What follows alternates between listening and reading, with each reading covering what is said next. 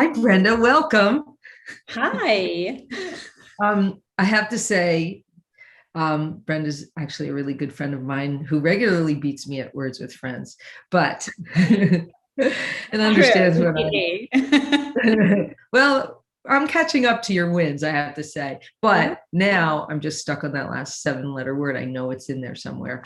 Anyway, Brenda and I have known each other. How long have we known each other? I don't know, like 10 Decades, years? maybe? I don't know, Long years. 15 years? I don't know. Yeah, a long time. Long. Oh no, we met in Michigan at the writers retreat, That was right? But that was Laura about 10 years. That Ruby. was about 10 years ago, I think. Yeah, no, it was much longer. Time means nothing since COVID. I I don't know. understand time It's anymore. true. Yeah. Right. What is it? What is time anyway? But I do have some questions for you. Now, I know I have read your manuscript, and hold on, I gotta find my questions. Where did I paste them? Okay. So first, before we do anything, let's talk about your book and tell us, the royal us, uh, Yeah. what it's about.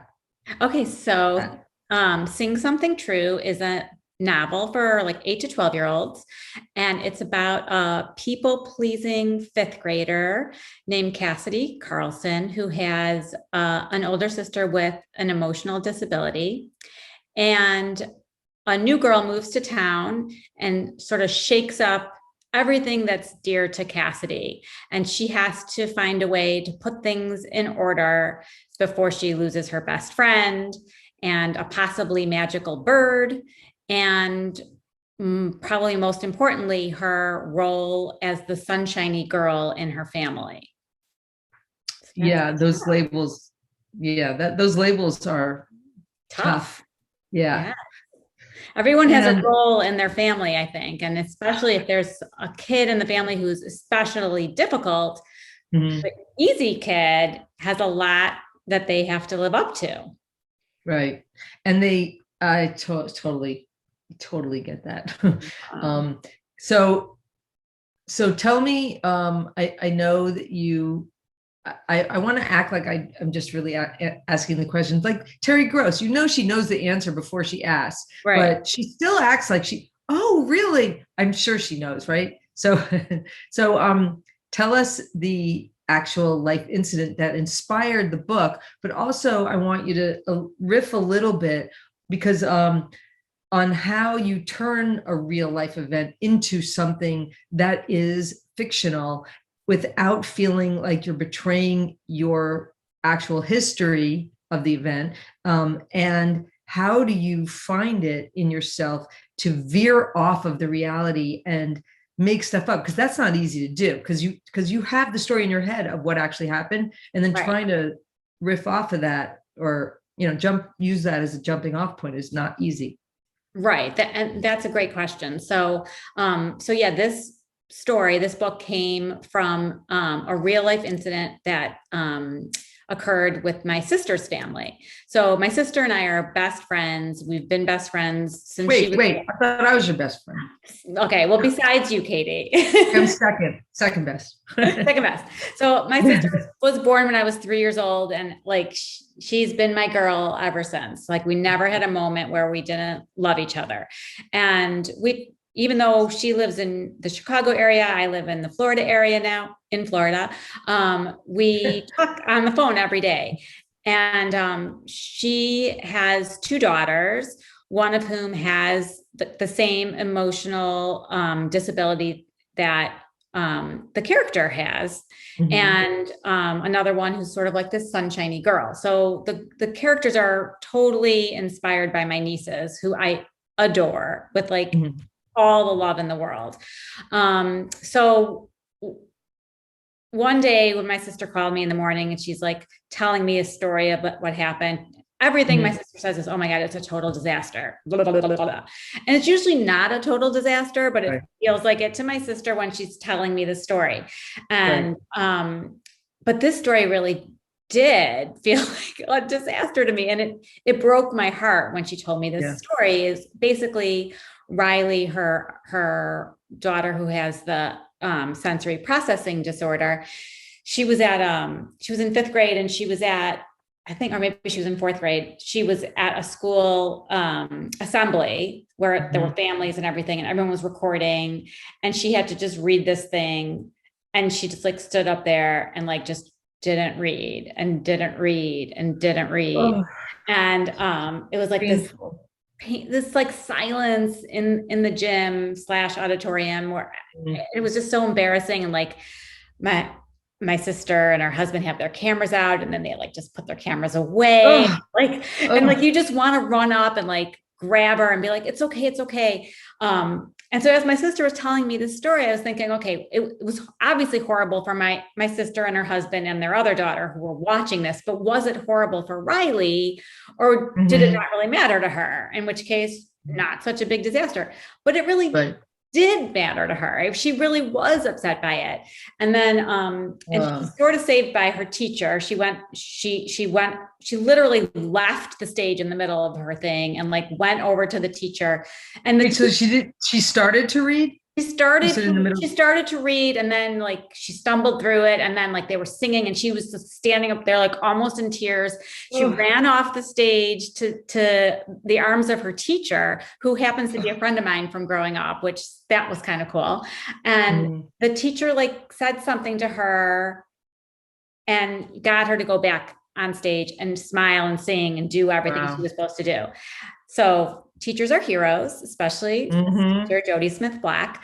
And then after the assembly, then she had made this art sculpture, this ceramic sculpture thing.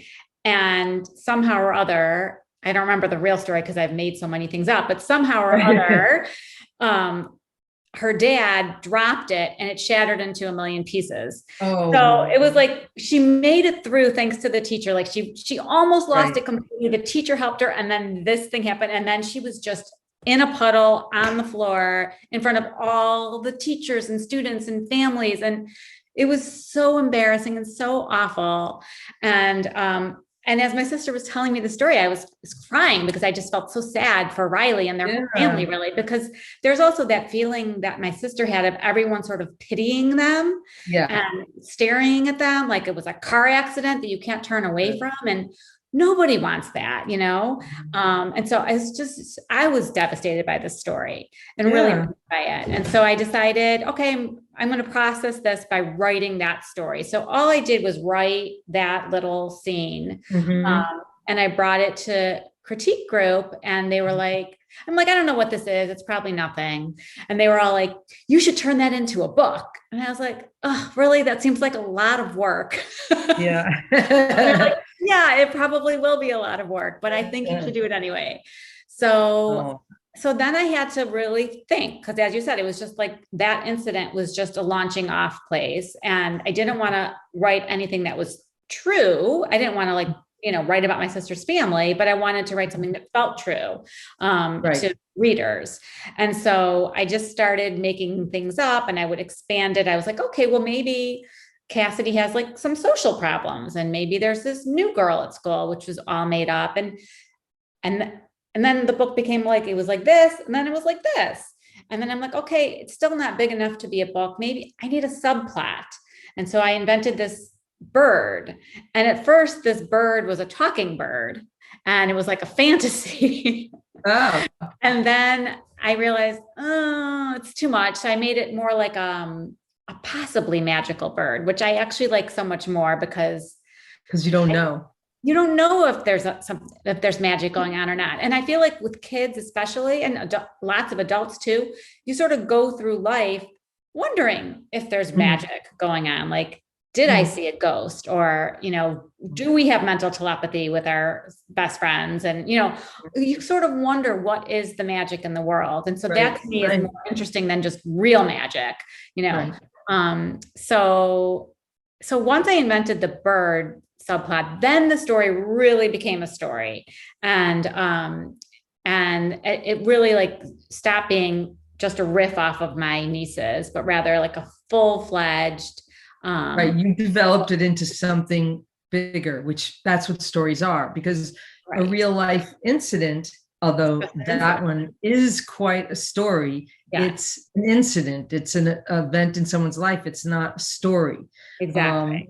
So, and yet you could tell it in a way that it is by, raising the stakes and saying, like there's some ways you can say it, like how people are waiting and then this, and, keep going back and forth. But that's a very hard thing to teach people, how to write from their real life and not, and feel free to change things so the story is good. You don't have to be true to the story. Exactly. A lot of people will try to write something based on real life and they'll say, well, this is the way the story happened. And you're like, well, I don't really care. I want you to write a good story. I don't care what the truth is, So yeah, that's a hard thing for people to jump out of, I think. It is so hard. I mean, and it's funny because sometimes I've written things based on my life and things that happen.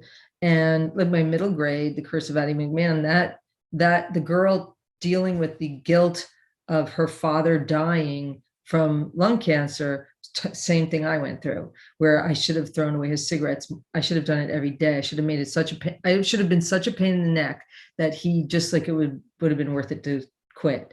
Yeah. And writing that book, which took 9 years, it exercised. It relieved that guilt for you.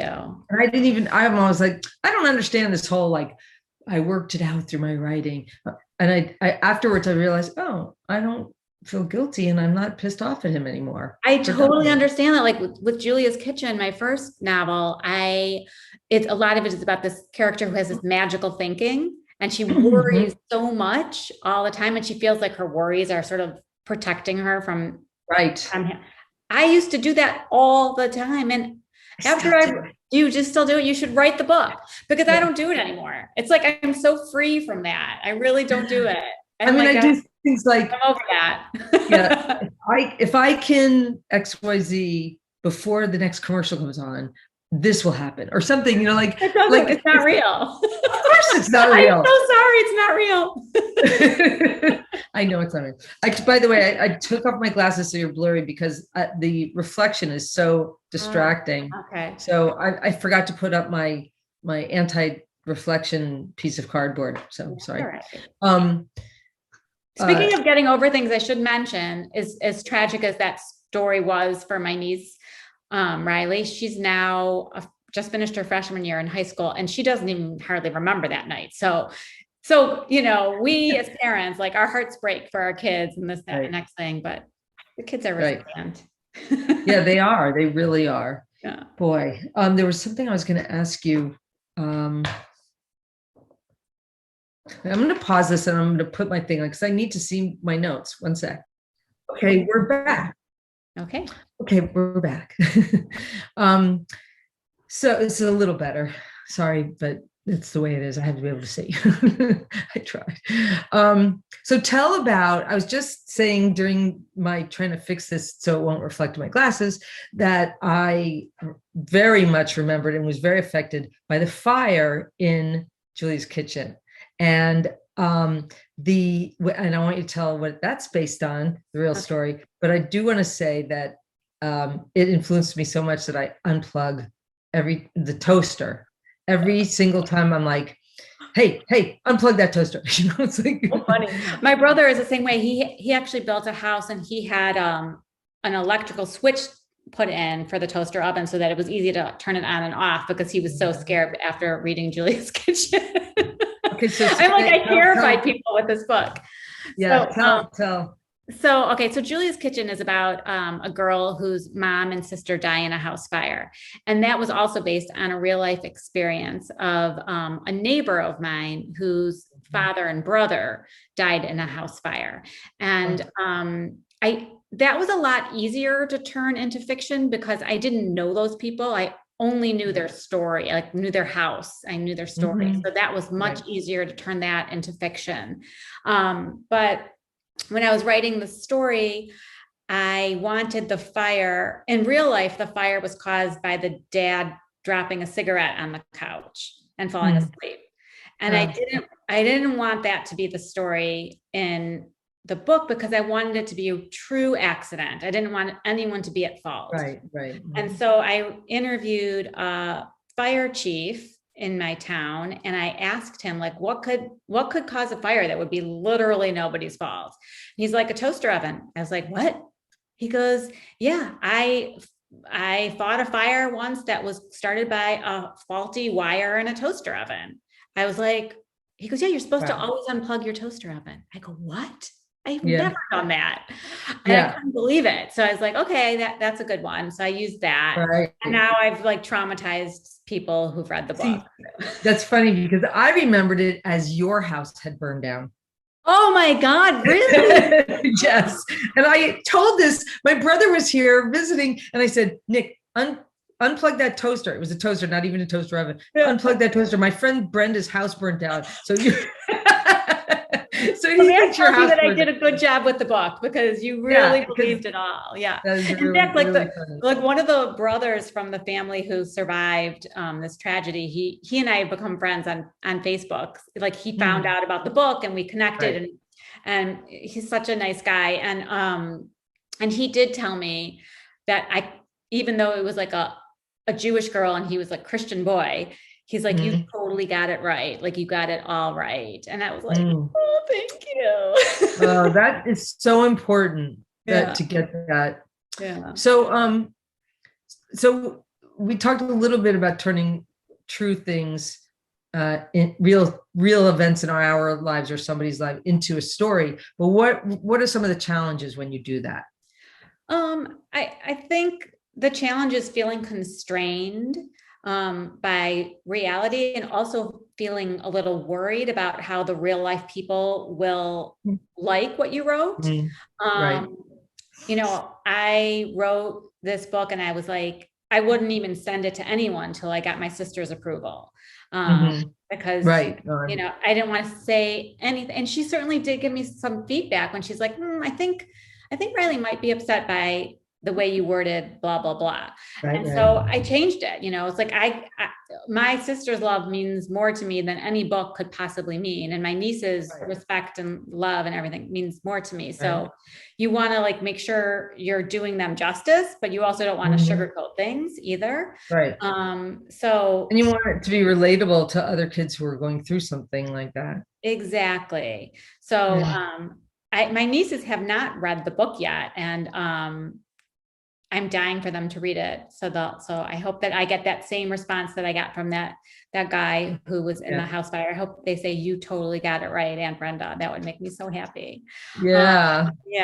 So, so I think that's a big challenge. I think you have to really tap into your imagination. Like one of the things I love to do is just like play the what if game, you know? Right. So, you know, what if she had a pet? What if she had a best friend who decided she didn't like her anymore? What if she had to choose between this thing and that thing? Like you just start making stuff up when you start asking what if.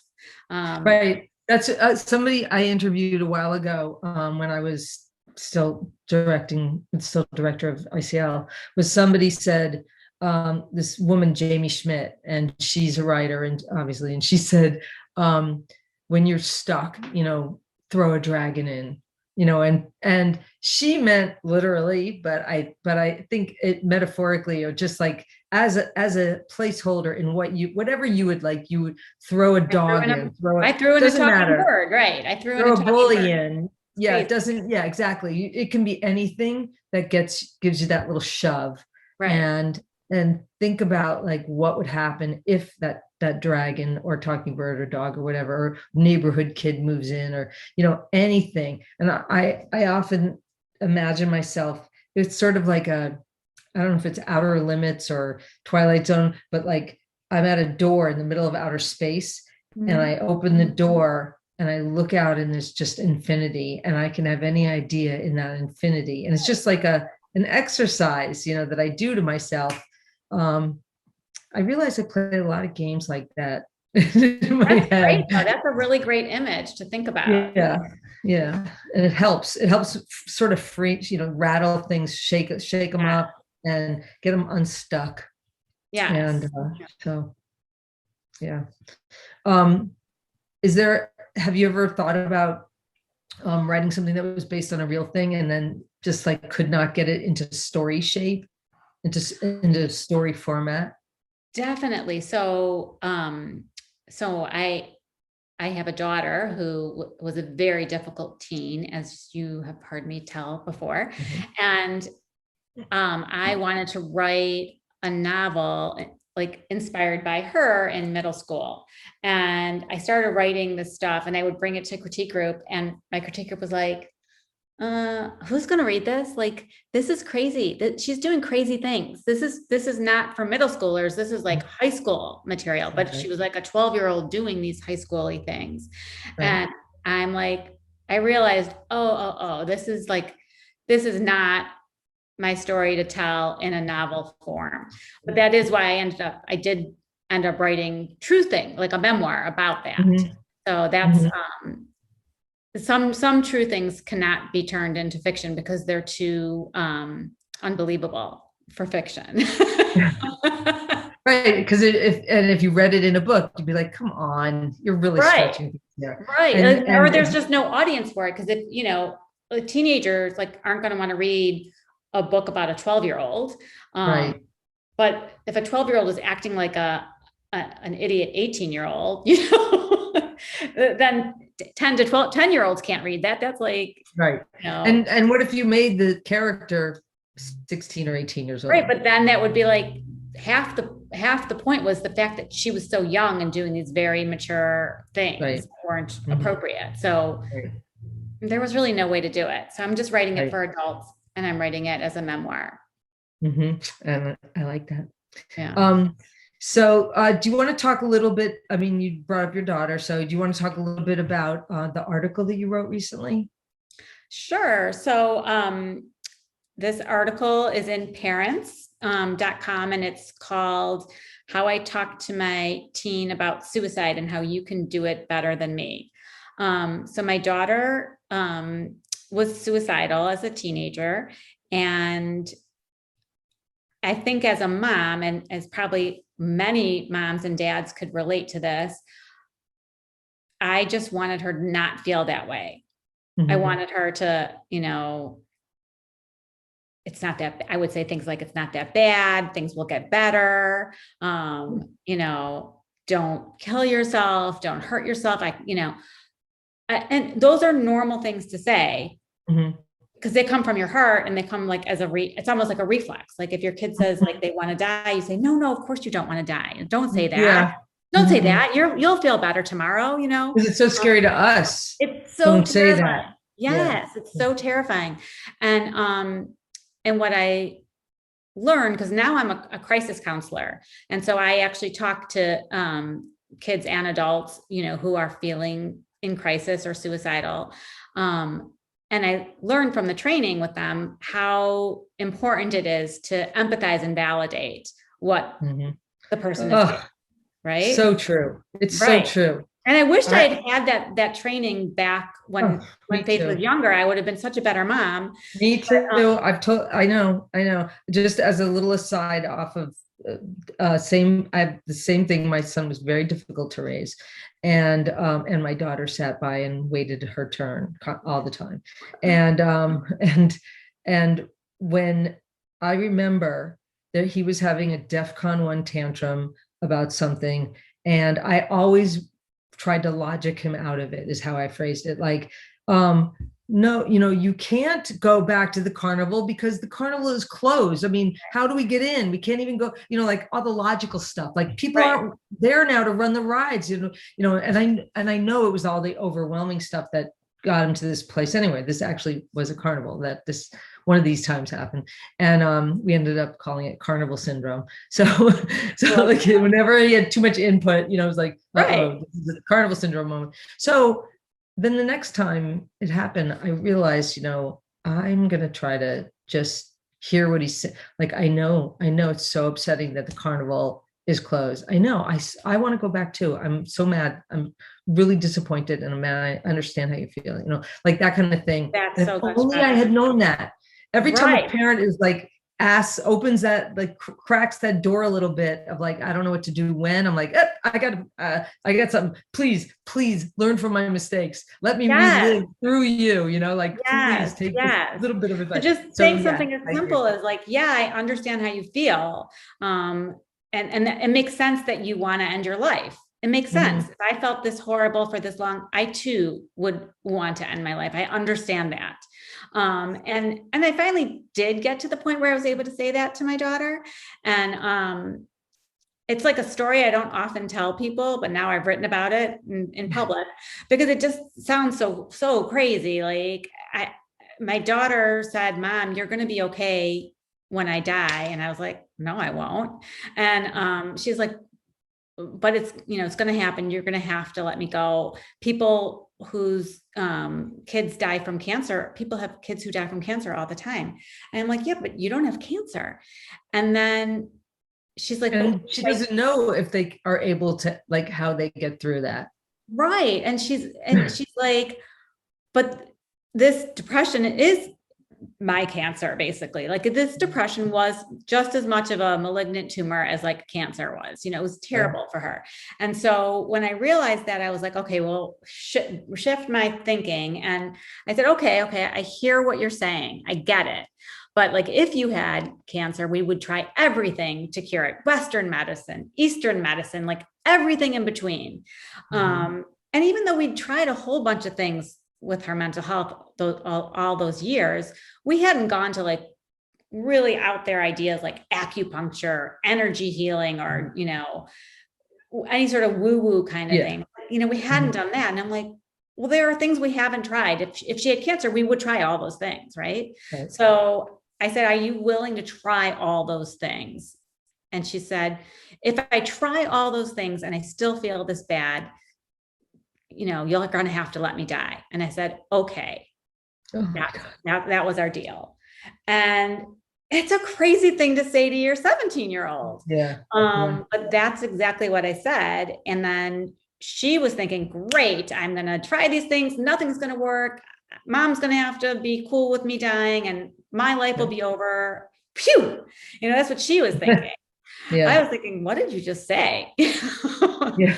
But then we did try these like really out there wackadoodle things. And we tried something called energy healing and it worked. Like, I don't know how to explain it, but like within a 1 hour session or a 1.5 hour session, this whole light came back in her face and she was like, it was so powerful. I didn't understand it at all. I still don't really understand it. I just know what I saw. And I know how she felt. And I remember talking to the therapist about it afterwards. And I was like, yeah, we did this energy healing and it worked. And she's like, I don't think so. I'm like, I don't know how to explain it, but like every day she's not feeling suicidal now. And the therapist was like, I don't think it was the energy healing. I think it was you telling her that she could end her life if she wanted to. And I'm like, I don't really know. Maybe it was a combination of all those things.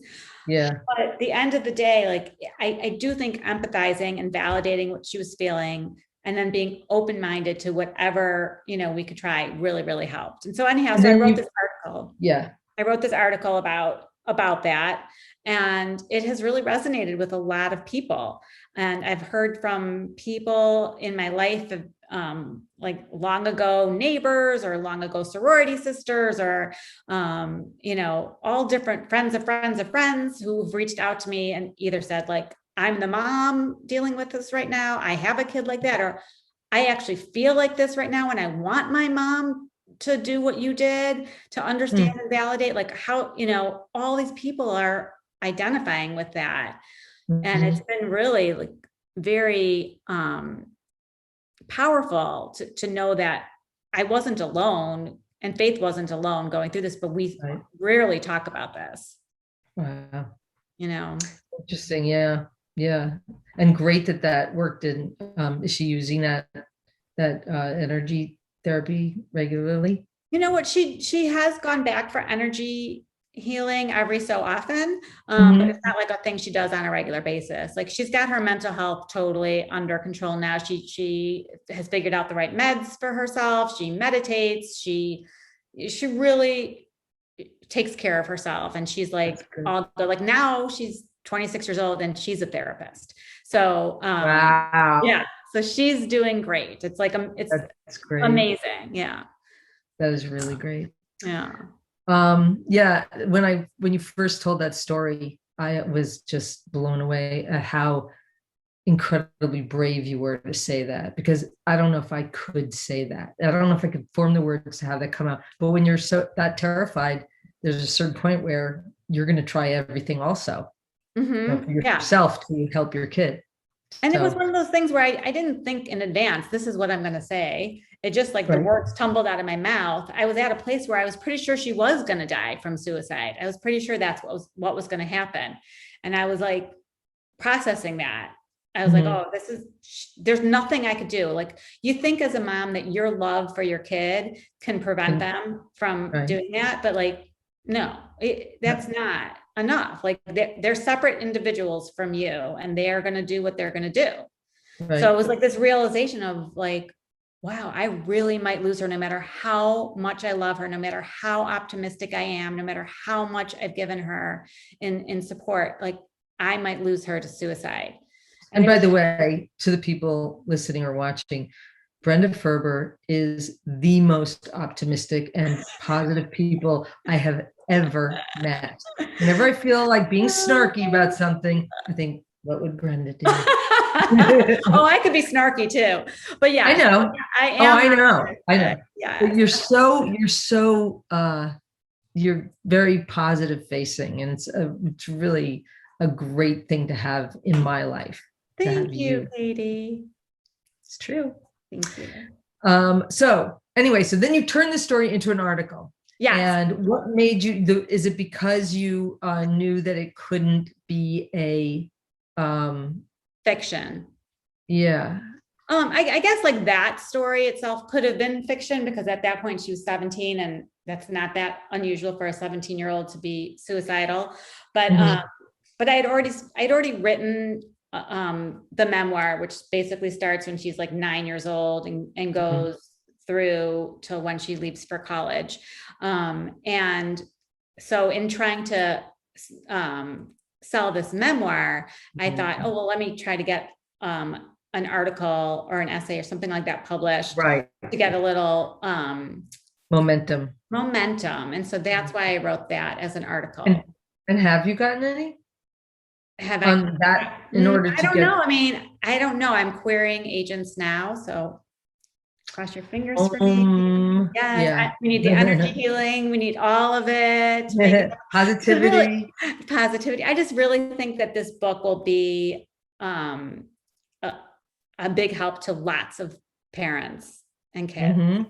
So I hope it's able to find an audience. Yeah. Let's see. Hold on. Let me look at my cues. So I asked you to let me know what you would like to talk about. I cannot tell a lie.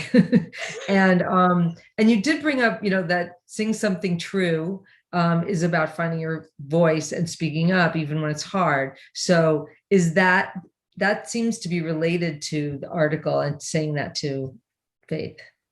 Yeah. So Sing Something True, I think at its core is about finding your voice, because Cassidy is a girl who, as a people pleaser, she's going to put her voice last, and she's going to say and do what the people around her need her to say and do to be calm and happy.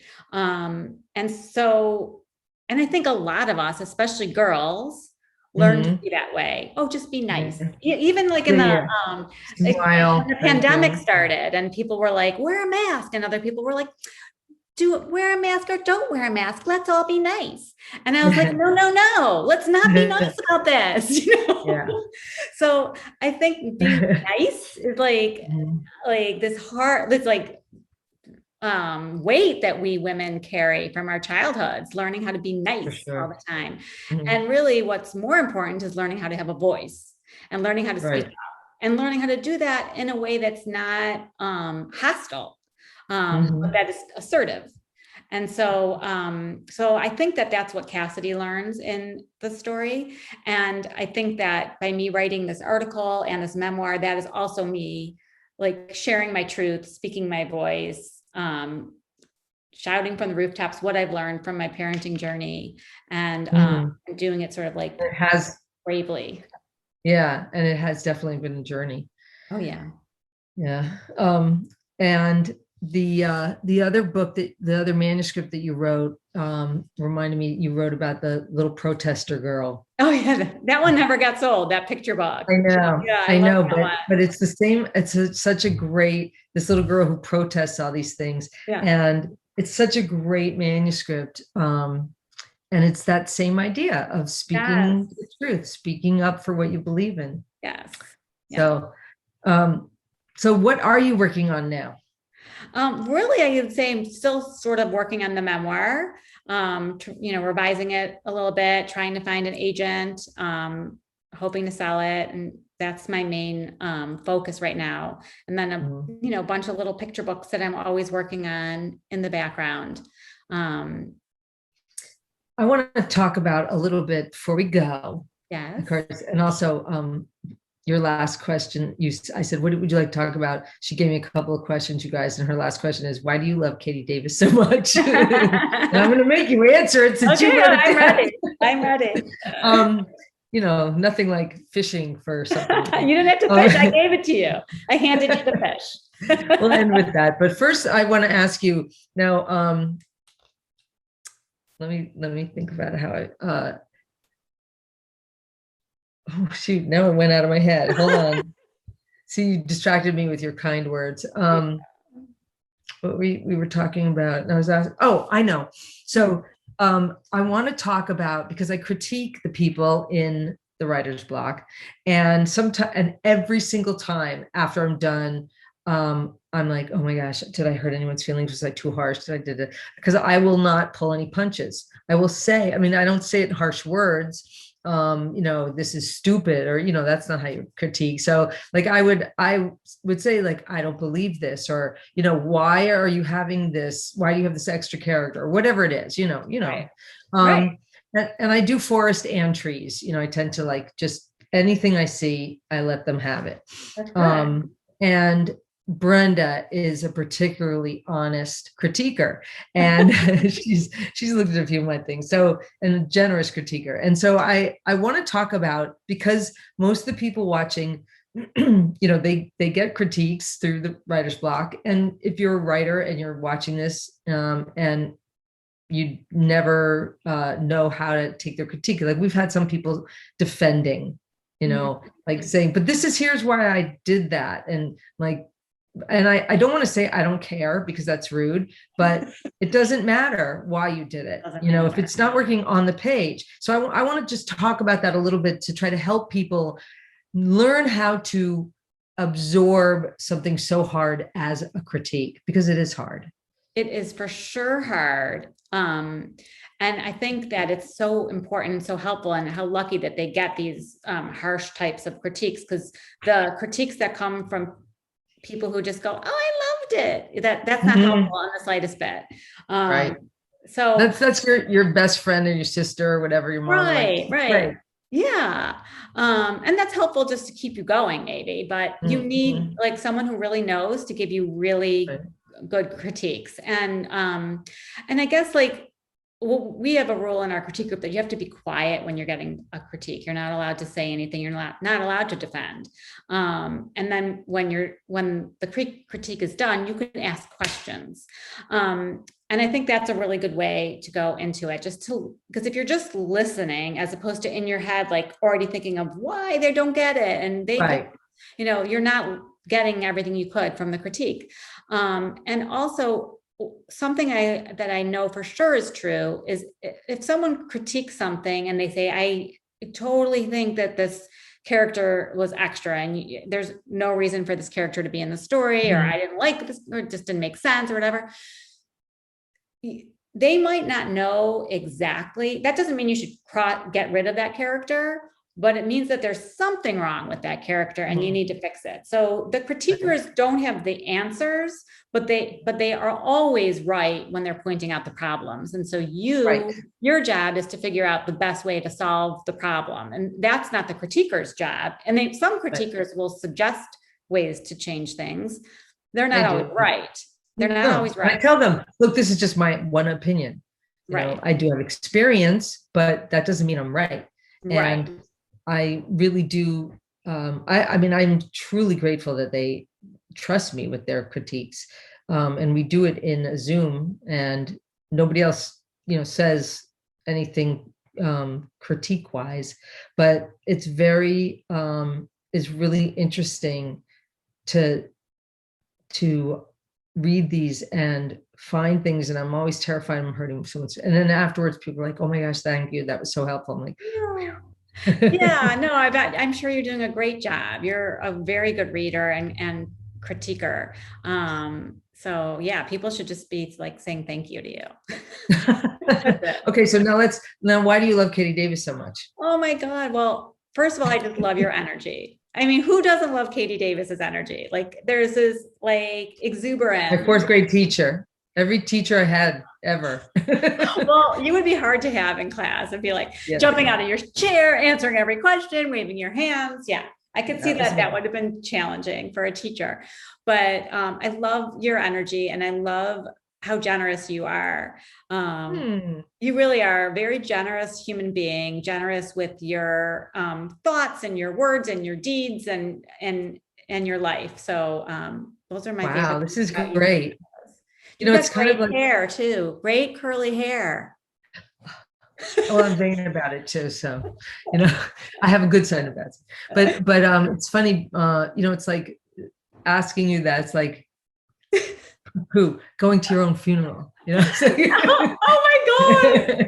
Like you hear all the good things, you know, you never get to hear that stuff. So I had to ask you. Yeah. I'm glad I wrote that down and you had to ask me like that. Yeah, it was really funny. It made me burst out laughing too. Because I was reading, you know, things, her notes, her, you know, like all the stuff that I asked people who are going to be interviewed, and you know, what are some questions you want to get out there, and it always helps, you know, because then the person feels comfortable and stuff. So that was really adorable. And of course, I didn't think I was going to ask it until I actually said I was going to ask. Well, the other thing that I love about you is your sense of humor, and so I knew that would make you laugh, and so that's why I put that in there. Totally made me laugh. Oh, Brenda, I love you so much. Do you live so far away from me? You should be my neighbor. Sorry, we'll have to see each other soon. Yes, I love you. I love you. Thank you so much. Thank you. Thank you so much for being here. Thank you for having me, Katie. Love you, honey. Always.